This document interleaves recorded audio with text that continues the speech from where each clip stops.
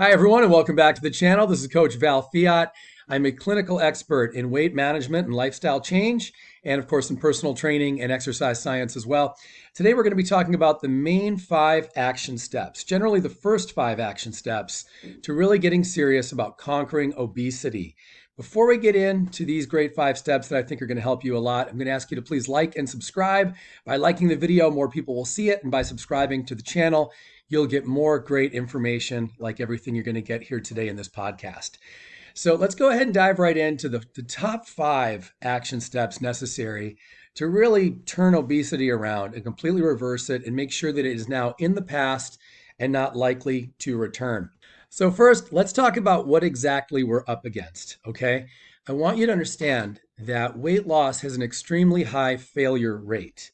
Now, I don't say this to scare you off. I want you to certainly get involved in your weight loss, but I want you to know that most of what people are hearing out there and most of the advice they're taking to heart and implementing is not really working. About 95% of people who embark on a weight loss journey are unsuccessful in the long run. And I'll give you the 3 things that generally happen, okay? Either they do lose weight, but they're losing the wrong kind of weight. For example, they'll lose 10 pounds, but only 5 of it is fat, and the remaining 5 pounds are some combination of muscle tissue and water.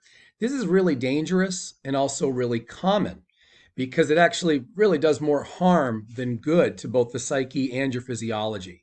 So, this is a very common scenario. Another scenario is that they do actually lose the body fat, but then they don't go into the right kind of maintenance program and with enough specifics to keep that body fat off, and they just kind of return to the weight, if not even higher, than what they had previously. So that's also extremely common. And of course, a third scenario, unfortunately, is when they just don't really lose any significant body fat in the first place, or any weight of any kind, actually. And that's generally the people who are really not honing in on the variables at all. They're not really looking at total caloric intake or really dialing into the science of it all. They just begin kind of a typical exercise class. They try to eat a little bit better, and in the end, that doesn't really equate to any change.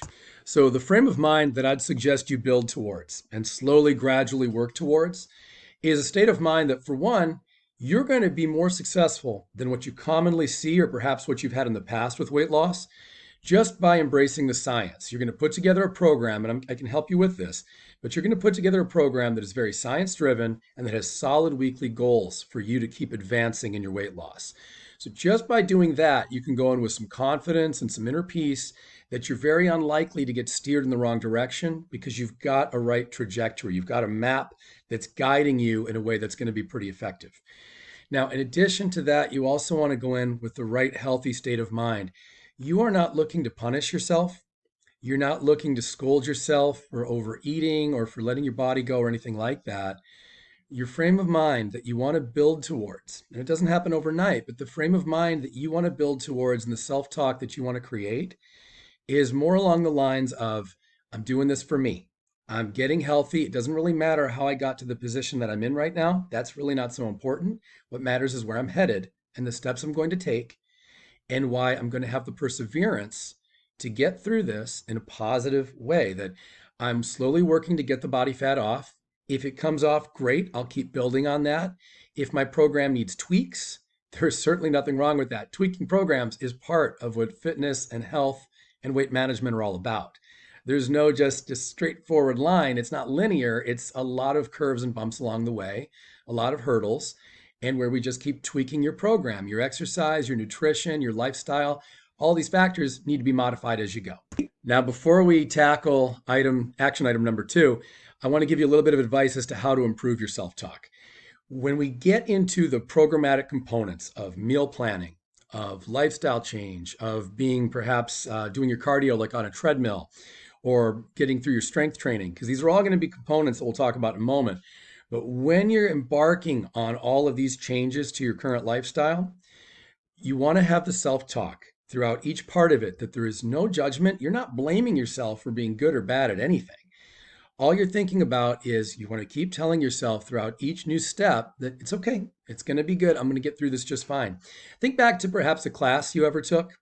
Anytime you took a class in school, If you found the class to be challenging, did you just drop the class entirely, or did you stay the course and just recalibrate your brain to better absorb the way the professor was communicating, or to better understand the text, or perhaps you tweaked your study skills or the people you were studying with? This is the way you want to handle weight loss as well. And frankly, any component on the whole health spectrum, you want to understand that the facts aren't going to change for you. You need to ultimately modify yourself and the way you think and the way you behave so that you can fit into what it's going to take to pay you back in terms of your health and your weight management to turn the obesity around. All right, so all that said, let's go ahead and move on to action item number 2. Now, action item number 2 talks about how we're actually going to track, because this is where so many people go wrong in weight loss, is they're looking at either scale weight, which, as I've spoken about before, scale weight does not tell you anything. More on that in a moment. Or they're tracking using BMI. And ultimately, BMI is basically just scale weight, because the only two factors that really go into it are scale weight and height. And height's not going to change with your weight loss program. So if height is a static variable, then ultimately BMI is only really looking at your body weight as well. It's just measured in a different way. So we have to completely forget about BMI and completely forget about scale weight. Now, here's why. I want to show you why these two metrics are so pointless when you're talking about one specific person's weight loss endeavor. Okay, and then I'll tell you in a moment why these metrics are used at all by anyone. So your body weight your scale weight is made up of your total body water, your bone mineral density, your lean mass, your muscle tissue, and your fat mass as well. And also you've got weight there like cartilage and such. You've got so many different components of your body that all go into your scale weight. So if someone's tracking scale weight and they say, oh, look, I lost 5 pounds, they get excited because they're assuming that that's body fat. And if they gain 5 pounds, they get saddened because they're assuming that that's body fat. And so the perspective that people tend to have with both scale weight and BMI is that if the number's coming up, that's bad. If the number's coming down, that's good. But that doesn't really make any sense, because when you embark on a weight loss program, you're also going to have flux in muscle tissue. Your bone mineral density could also come up, or potentially even down. And certainly your total body water. That's usually the biggest factor. Water can fluctuate a lot. Many people are already dehydrated when they begin a weight loss program, and then they start to fix that with more high water foods and more mindful water intake. And that alone can see a really dramatic gain in weight on the scale. But it's perfectly good. It's water weight, which is going to help your exercise sessions be better. It's going to help your health as well and your functionality and performance. So we can't look at the scale and expect that to make sense. Now, you might ask me, and I know people have asked me this before, they'll say, well, then why do we even track BMI? Why is BMI a thing? And I'll tell you the two just flat out honest truths here. For one, BMI is not bad when you're talking about millions of people as compared to a different group of millions of people. So for example, if you say that our BMI is higher now than it was 50 years ago, well, okay, that makes a little bit of sense, because overall there's going to be more fluctuations in fat among a populace than in muscle tissue. So that's a little bit fairer to look at. But when you're talking about one individual person, that's no longer really going to be a factor that's helpful. And the other thing, frankly, in the medical world, there is a big need to keep things moving along quickly, to get clients, or patients, I should say, in and out rather quickly. And I think that's also a part of why we're still using BMI medically, even though it really doesn't make a whole lot of sense. One more note on BMI and scale weight here. I want you to know that it is very common when someone gets really into gaining muscle mass for athleticism or bodybuilding or fitness. What ends up happening is their body composition, their fat percentage, which is the value that I'm going to suggest that you use to track your progress, their fat percentage can go so low that you're almost borderline having too little body fat on your body, right? We'll get to the point where we barely have the essential fat anymore when someone gets really athletic. However, in that same zone, when we're being told that you're actually borderline not having enough fat, your BMI will often show you as being too heavy. We see this a lot with NFL players, is their body fat percentage is actually very lean, but the BMI would suggest they need to lose weight. And this happens a lot with bodybuilders and athletes of all kinds. So that just shows you the tremendous discrepancy between the two. You don't want to look at body mass index and you don't want to look at scale weight. Now, body composition. also called body fat percentage, is incredibly helpful because although we don't always have the best methods of getting it terribly accurate, there are plenty of ways to get within about a 3% standard deviation. And this way you get a pretty darn good idea of where you are. And so let me give you a couple of quick metrics involving your body fat percentage that you should shoot for. Please take note here, okay? Firstly, anyone over about 50% is in dire, dire need to start reducing that body composition. That's incredibly unhealthy once you start getting over 50%. We're in very severe morbid obesity at that point. And regardless of how much muscle tissue you might have on you, that percentage of your body being 50% or higher in fat is extremely dangerous. Now, almost the same can be said once we're at about 38%. 38% or higher is still considered morbid obesity, which ultimately means that your eventual cause of death, if left untreated, will be because of this body fat percentage. That's just a statistical fact. It doesn't always mean that that's the case. There are certainly outliers, but this is what's common even at 38%. So as I mentioned, 50% is dire, dire need, but even 38% is to be taken very seriously. Now, if we're talking about elevated risk, but not necessarily so severe, this varies a bit by age and by gender. In general, for men, once you're up to about 26% or higher, you do have a statistically higher risk, especially with younger men in their 20s or so. With women, that number is usually more like around 31%. Again, different studies have shown different information, but that's generally the ballpark of where risk for cardiovascular disease, for heart disease, stroke, etc., that risk becomes higher than you want it to be. You want to reach closer into the ideals. By the way, everybody, if you're enjoying this video and getting some value from it, please be sure to like and subscribe if you have not already. All right, now let's move on to our third action item here. Now, this is going to be the really big one for a lot of people. It's getting the cardiovascular recommendation in every week.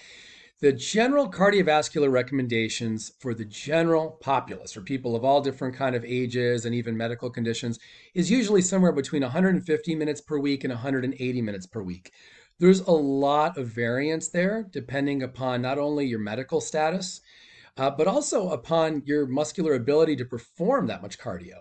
You know, if you've got certain ailments and weak joints, etc., and a lot of muscle imbalances too, you're going to have a less safe time achieving that much cardiovascular work. So we might have to build up to that. We have to first build your body, which brings us to action item number 4, and that's the strength training.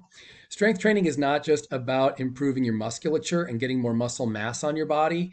What it's also about is improving your joint health, the connective tissue, fascia, the range of motion too at which your joints perform. All of this comes from having a good strength training program.